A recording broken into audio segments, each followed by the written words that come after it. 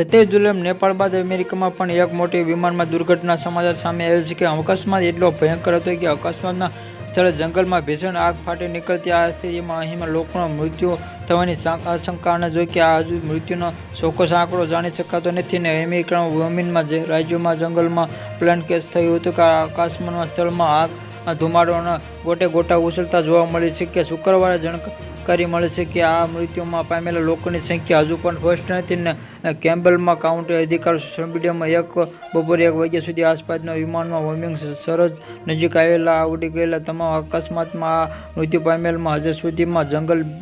ભીષણ આગ ફાટી લાગતા નીકળતા બાદ તેઓને આ મોટું પ્લેન ક્રેશમાં 18 લોકો પણ મૃત્યુ થયા હતા અને કેબિનેટ કાઉન્ટી ઇન્ડસ્ટ્રી કેબિનેટ રિનાસમાં જણાવ્યું કે આ પોઈન્ટમાં ઇમરજન્સી સંદેશમાં મોકલ્યું કે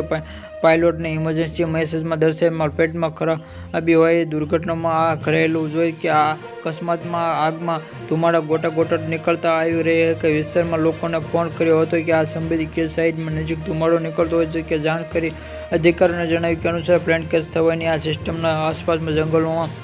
ફાયરી આગમાં લાગતી વિસ્તારોમાં પાણીનો છંટકાવ કરીને પ્રયાસ કરવાનો અને સ્થાનિકમાં અધિકારીને જણાવ્યું કે નેશનલ ટ્રાન્સફોર્મર સેફ્ટીમાં ટીમ ઘટના સ્થળે મોકલી દે।